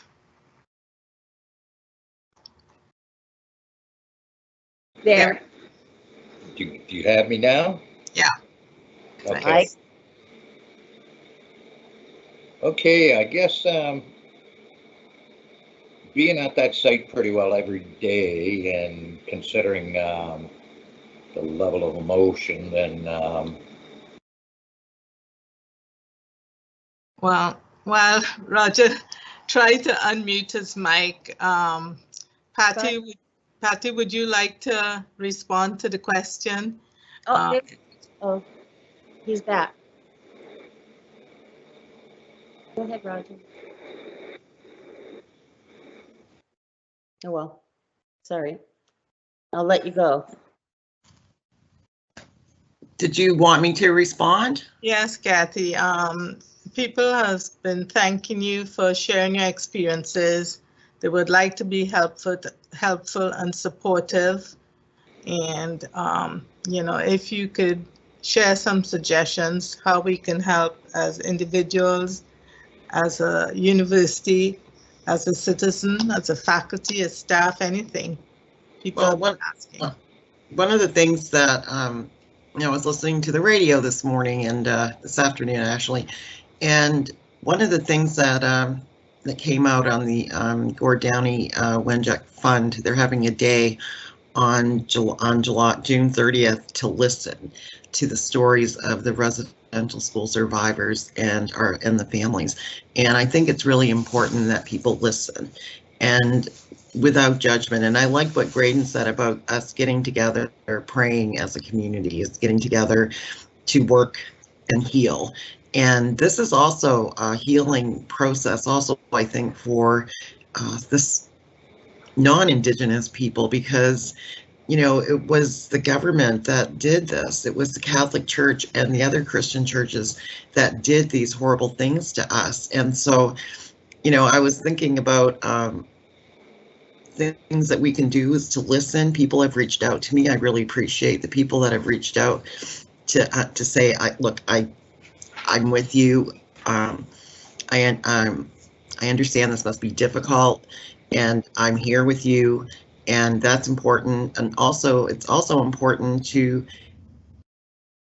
use our political action, I would say, to ensure that the government is and the churches are accountable and responsible for what happened, and to fight for, advocate for the 94 calls to action of the Truth and Reconciliation Commission, that we have Indigenous studies at all levels of education, and that we have a process in place in government where our treaty rights are respected, our human rights are respected, and that we start by, and I think somebody said to me today, it's like, I think I said in my talk, they didn't know anything about anything that happened in Nova Scotia with the Mi'kmaq people. And I think that we all have a responsibility to learn and to ask questions. And I would say the learning process is important. The advocacy part is also important, and to just listen is also important. So that's what I would say at this point. Thank you. Thank you, Patty. I know that question was raised when we were discussing the panel, you know, and we felt that it was important that people listen, hear the pain, hear the experiences, and be mobilized to act. So, well done, and I hope this forum is a contribution to that. The other questions that have been posted prior to this is that, you know, we talk about the situation with the residential school as if it is something of the past that we need to address. But can someone on the panel talk about the lingering effect of the impact of the residential school on the Indigenous community? Honourable Nicholas, do you want to, I think your mic is working. Do you want to take a shot at that? Well, yes, thank you very much. Well, I think it's continuous, multi-generational now. That's the term that they use. And we have a lot of our people still committing suicide because they don't know their Indigenous identity, and they don't know their Indigenous spirituality, because that's shock to them. And a lot of them don't know their language. So when you don't know your identity, and we don't know who you are, we don't know where you come from, then the alternative is why live? And so we're doing a study right now in New Brunswick dealing with Indigenous youth as young adults, and we started the study in April on suicide prevention. And this is for Indigenous youth as well. And in that time span to now, there have been 4 suicides in our communities, young people, young adults, and the loss of a life is valued to be $850,000. It's lost by suicide. But the other thing that we're finding out is that there are only 3 Indigenous psychiatrists in Canada. One of them is from the East Coast, from our community. And So his name is Andrew Dutcher. He's studying out in Calgary now. So we're trying to see if we can bring him here because he believes that the spirituality is such a component for our people. See, when the provinces in their policies say mental health, that does not include the spiritual component. That's why a lot of the psychiatrics involvement involve medication. So, but that removes you from your actual healthy response. So we're experiencing this in New Brunswick. I know the suicide rate across Canada, which we've studied, is high, very high. And we don't have enough of our elders involved and recognized and funded to help our young people. It's still going on now, as I'm talking to you right now. And so, yes, it is continuing. And because a lot of the children, a lot of the young adults don't know their language. They don't know their spirituality. They don't know their identity. And if you don't know that, then you say, well, what's the purpose? What's the purpose of life? So that's how I would respond to that, Teresa. And but it's ongoing, believe me. We see it in the court systems as well. Thank you. That's quite an important issue that we need to address in contemporary times, because often it's not linked to the residential school, but it's stereotyped to people's individual characteristics or culture or community. So it's important that that was cleared up. We also hearing a lot of times that people are saying, who are supporting, saying that we should make sure that history does not repeat itself. How could we do that? How could we make sure that history does not repeat itself, given the history?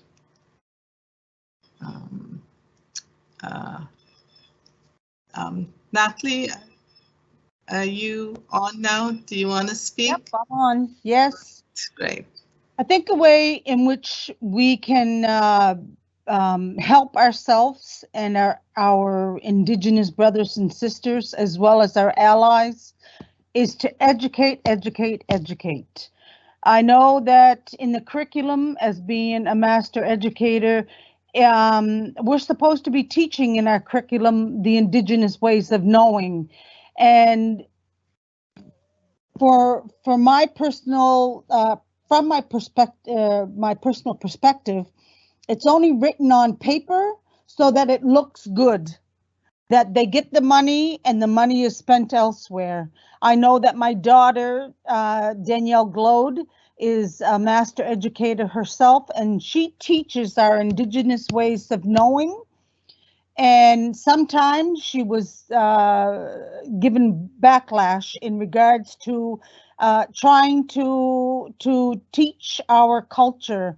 And there are other people that commented, sent in different letters to where she worked, that they did not send their children to schools to be taught about Micmacs or Mi'kmaq people.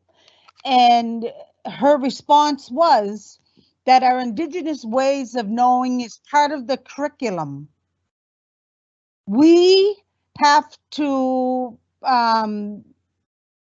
keep speaking, keep talking, and let people know we're still here.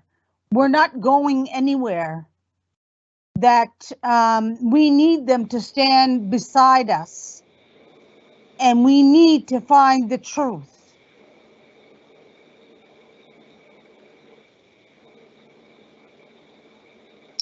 Thank you. Thank you so much, Natalie. And we will come back with some follow-up questions.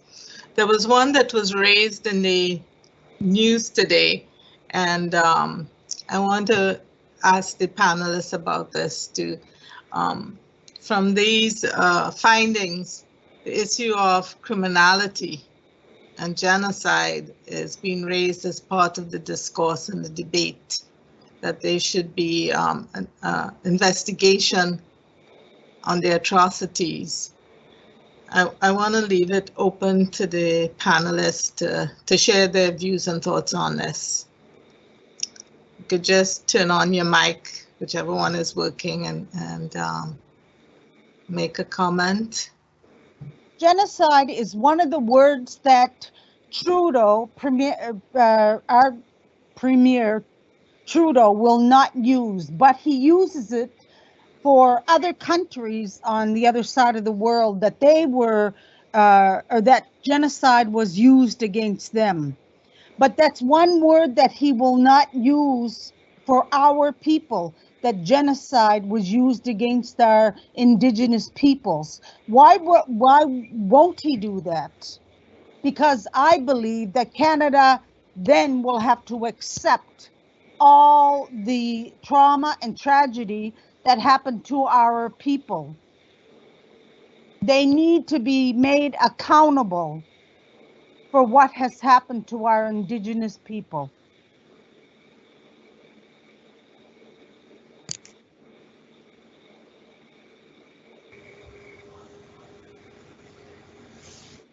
Oh, hi. I just wanted to say with regard to genocide, I remember I took a course in Ireland on international Indigenous human rights, and we were talking about genocide in other parts of the country, other parts of the world. And I, put my hand up and said, the Canadian government is responsible for genocide against Indigenous peoples. And I remember the person who was teaching the class, he said, oh, no, you can't have genocide unless you have intent. And I was like, when you say that you're going to continue until there is not a single Indian left in the body politic, when you outlaw culture, language, traditions, rip kids away from their families, and say as somebody had mentioned earlier, that the nuns would tell the kids that their parents were heathen, pagan savages and were going to go to hell. I think that the idea that, and of course, Justice Sinclair in the Truth and Reconciliation report said that this was cultural genocide, but now we're seeing that children have actually died. And then when you think about the question of the ongoing impacts of residential school and this lack of identity, that is part of that cultural genocide as well. And I can understand that, having been brought up not speaking my language. My mother told me it was better to speak English, that would get me farther in life, or that learning Mi'kmaq wasn't the best way to go. And all of those things about who we are as Mi'kmaq people have been targeted and destroyed, well, attempted to be destroyed. And that to me is genocide. And I agree with Natalie. I mean, the Prime Minister Trudeau refuses to use that word. And I know that there's significant backlash against using that word. But if you look at the evidence, if you look at what the law says about genocide, it is clearly genocide. And partly, I think that the federal government doesn't want to say anything about it because that gives them more, what's the word I'm thinking? They might end up paying more money in compensation if that's the case. And it comes down to something like that people, and the other thing I just want to say about Canada has a reputation of being, a free country, human rights, liberal democracy, and everybody has rights under the charter and we're all free and happy, except that image is not true when it comes to Indigenous peoples in this country. We're still fighting against bad water. We're still fighting to get our, what am I trying to say? We're still fighting the federal government in courts for our treaty rights. So I think that the government is still working on assimilation that leads to genocide. I think they would love it if they could say in 50 years that there would be no more Indian problem. And I think that this idea that all those dead children, it's going to create a wave of action in this country that has not been seen to date. And I'm hoping that that is the case and that the government will take responsibility for that genocide. Because it is. There's no question in my mind it's genocide. So Patty, that's what I say about it. I'm with you 100%. Because if Canada accepts that they committed genocide against our people, that proves that we were right all along. And that the white man, when they made the Indian Act and put the rules down, that they made all the mistakes. They don't want to own that. They don't want to have any dead little Indigenous children on their minds, or the blood of the little children on their hands. They don't want to admit to that. They want to make it look like it's shiny and new, that Canada is so free and peaceful, and that they stand with us. I believe that they do everything they possibly can do to skirt around the word genocide, that they skirt around the abuse that happened to our people in the residential school. Still to this day, I hear people asking me, and they're shocked to know that they just learned 5 years ago that there was such a thing as residential school, and that the priest had impregnated our Indigenous women, and the babies were murdered. They were either thrown into the furnace room, that they were buried, they were thrown into the rivers. And when students were told, oh, your friend ran away, but they're not coming back, that they probably buried their friends. I sat at a sacred fire and a gathering with my mother many years ago. There was only the basement of the residential school, Shubenacadie Residential School basement, that was there. And she pointed out to me and the rest of them, and a lot of them that were sitting there, like Peter Julian, Doug Knockwood, Newell Knockwood, Isabel Knockwood, my mother, my Aunt Gloria Maloney, they were all sitting there when she pointed out, and she showed us where she saw late at night from her room the shadows of them digging graves. And a lot of them spoke. That's why they turned to drugs and alcohol, because they couldn't deal with the fact that they may have dug a hole for their friend and had to bury their friend. In order for them to stop that reoccurring nightmare, they turned to drugs and alcohol. So there's a lot of healing that has to be done. But first of all, Pierre Trudeau, or not Pierre Trudeau, his father, well, he was part of the white paper policy, so he was just as bad. But Prime Minister Trudeau, the young version, needs to step up to the plate, own it, and use the word genocide, and admit to it and apologize and do more for our people. Thanks. Back to you. Thanks, Natalie. Let's could I just add a few words on that? Oh, yes, sure, please. Yeah. Go. I think, well, Patty alluded to some of that. You know, our current justice system doesn't recognize our rights. And we can't even have a qualified Indigenous man or woman appointed to the Supreme Court of Canada just because they can't say, bonjour, comment ça va? No, that's crazy. Because how many judges from Quebec can speak our languages? And yet they're sitting there to determine our rights.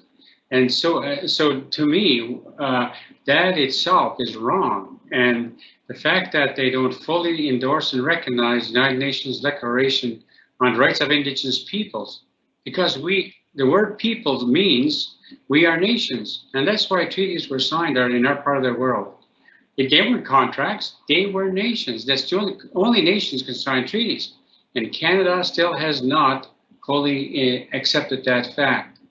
And so when we talk about self-determination, it's our own people who have the right to govern themselves, not the government tell us how to through the Indian Act or whatever other kind of legislation they want to talk about.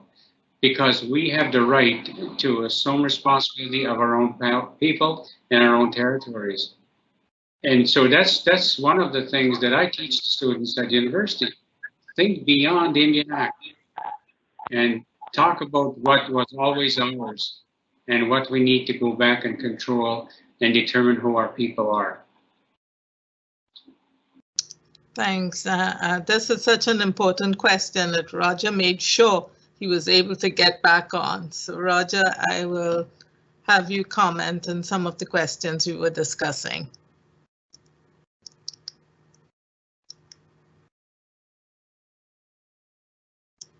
We're still not hearing. Okay, I believe back. We can hear you. Go ahead. Okay, okay, while I was working with this computer, I didn't catch some of the questions. So if you might repeat, that would be great. Okay, so I'll repeat the question.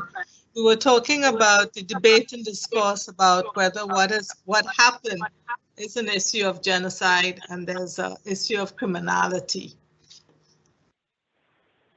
Okay, well, I don't think I'm qualified to answer that question, to be honest, and I wouldn't even want to attempt it because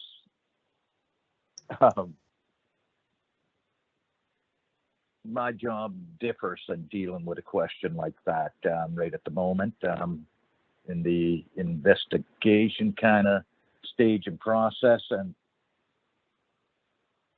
we'll probably have to think about that at such a time when this project draws to an end or to a conclusion. Okay, well, we have another one that we can pose to you in the sense that we're bringing the conversation closer to home. What can we do in Nova Scotia? Can we do from Dalhousie to support such an investigation that you are conducting? Well, I think any institution can certainly step up. The general public as well. As I tell my students, the best we can do, we're going to be talking about difficult subject matter, and but as long as we can educate ourselves and communicate that story, as Graydon was suggesting, and Patty and others, is that they have to learn the story. I've had kids in my class who were coming out of grade 12 who really didn't have a discussion on Mi'kmaq history in the Atlantic region. St. Mary's, for instance, are stepping up. So we can speed up that research process, that investigation at Shubenacadie. They bought us a piece of electronic gear that's vital to our research. So it's doing the proper thing, I think, and just recognizing that, this is a reality out there, and doing what they can to help support Indigenous communities and survivors like it should be.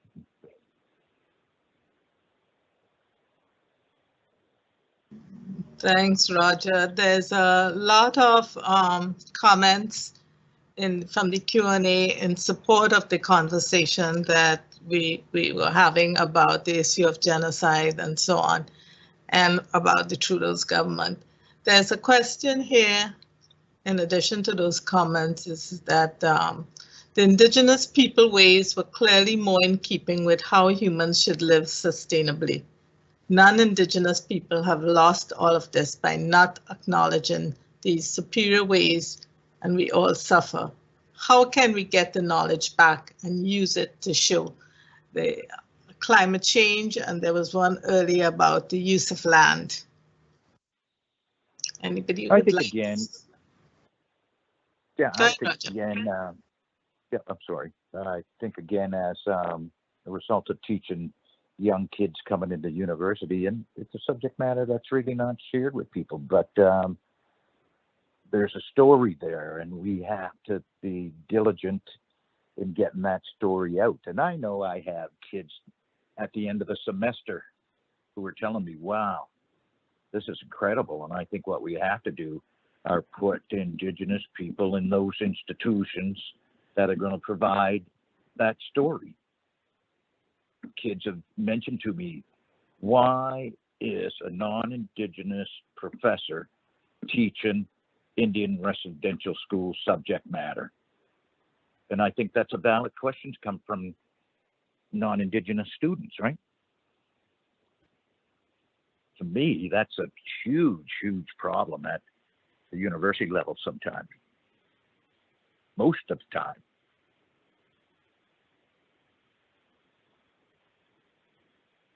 So, get it back to you. Yeah, thanks, Roger.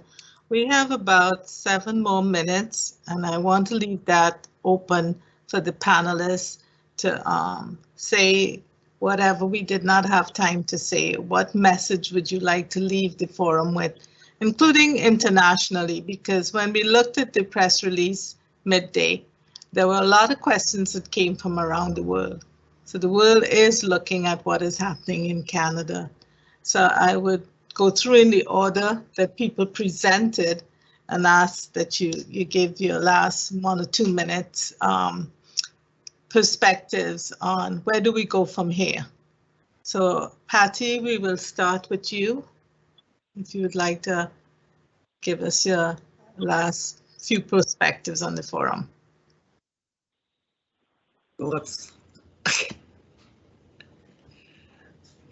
I don't know where. Oh, there I am. First of all, I want to thank everybody who's been involved in planning this and putting this together.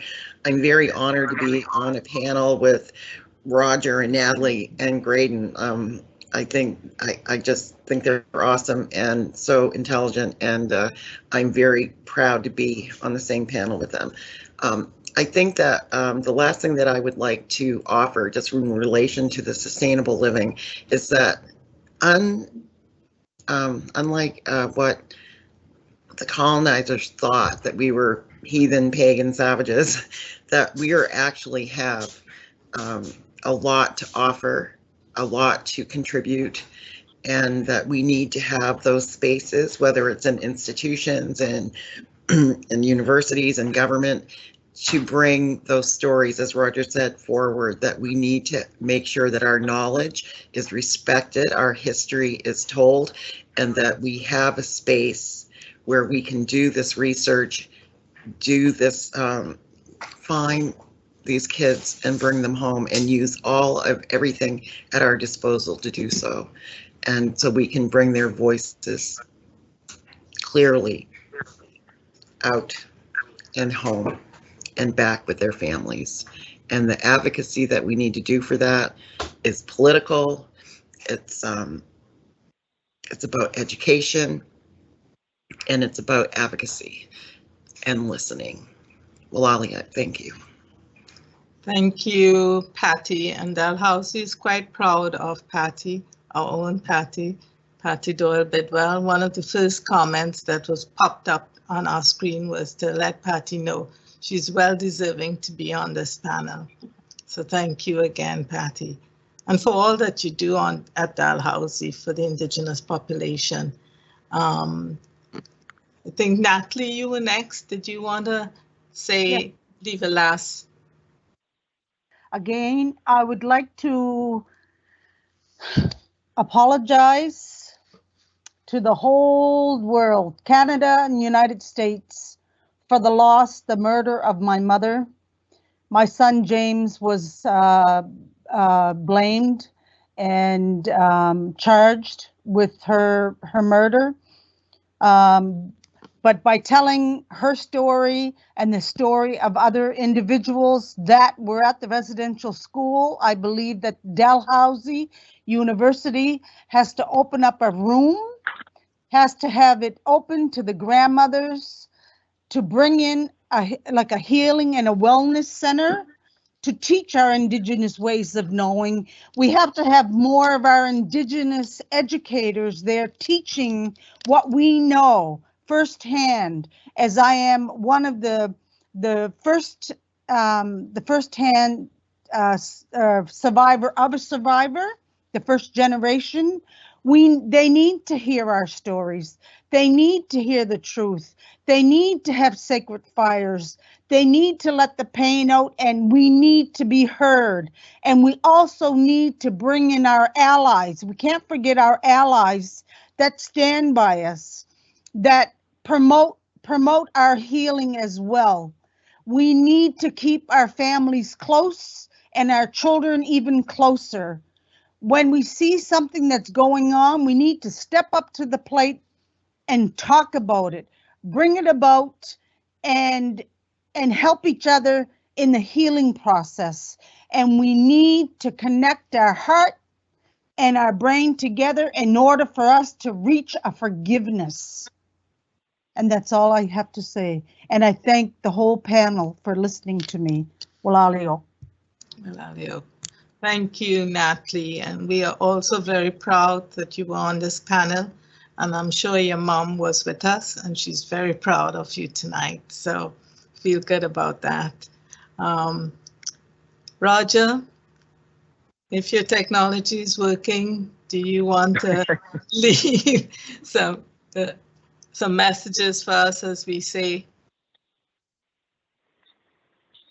Okay, I think I kind of follow up with Natalie, and I think I just want people to remember, and survivors to remember, that out at that school, myself, Jonathan, and our two volunteers, one who is a survivor, one who is a young non-Indigenous educator in the school system.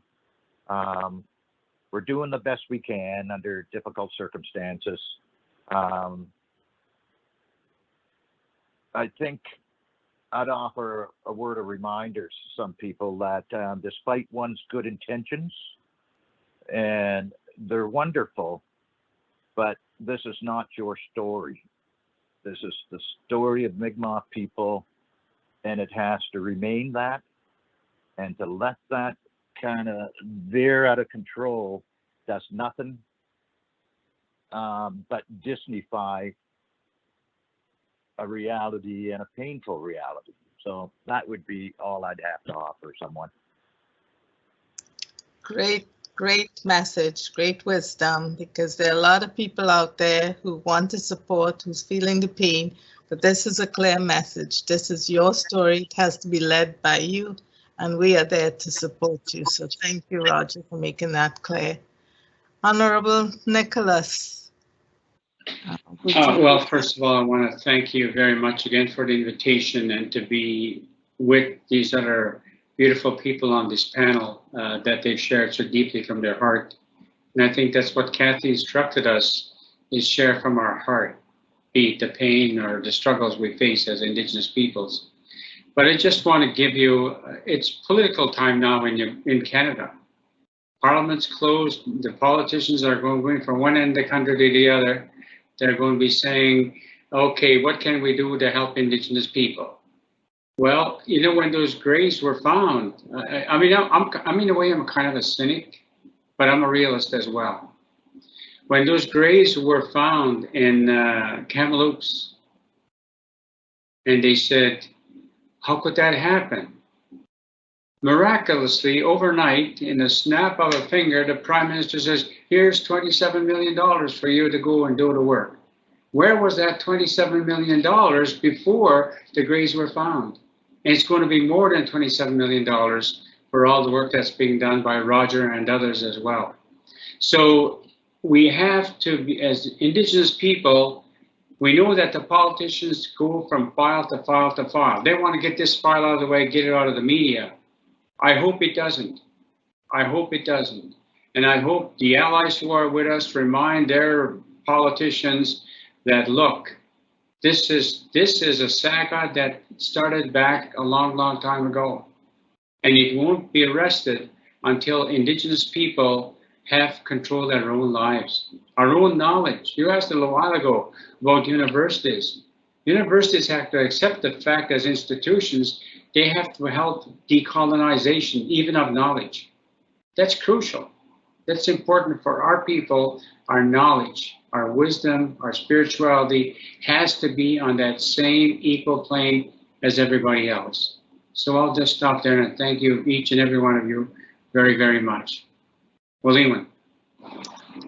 Thank you to all the panelists and for Catherine for helping in putting this together and facilitating it. The forum may have come to an end for tonight, but I'm sure we will continue to speak truth to power, and that the voices of the Indigenous people will speak truth to power, and as allies that we continue to listen and to be supportive. We keep posting on our website and in the chat all the resources that are there for anybody who needs to reach out. And the reason why we put it out there is because we all recognize that these are very difficult, painful times, and that there are resources out there. So please reach out. We are here for each other, and we will be supportive of your work in the future. So thank you and good night. And thank you, the audience, for being here, and thank you for the team that helped put this together. Once again, to all the panelists, we truly and honestly thank you for airing your experiences. We know it was challenging, but it's important for us to hear. So thank you once more. Good night, everyone. Sit down, come on. Of Chich.